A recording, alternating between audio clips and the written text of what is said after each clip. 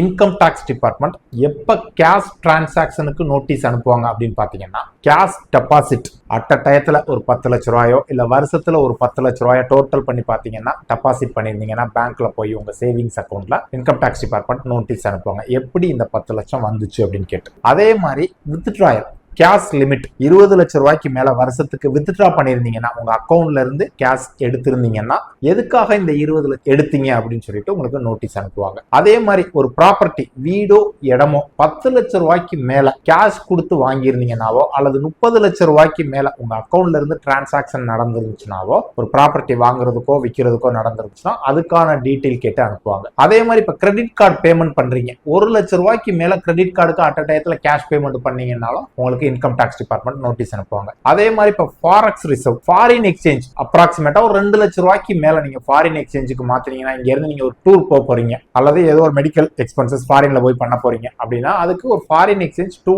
lakhsக்கு மேல கொடுத்து மாத்திருந்தீங்கன்னா அதுக்கும் உங்களுக்கு நோட்டீஸ் அனுப்பி எக்ஸ்பிளனேஷன் கேட்பாங்க. அதுக்கு நம்ம கிளியரா எக்ஸ்பிளனேஷன் கொடுத்துட்டா அந்த நோட்டீஸை வித்ட்ரா பண்ணிக்கிறவாங்க.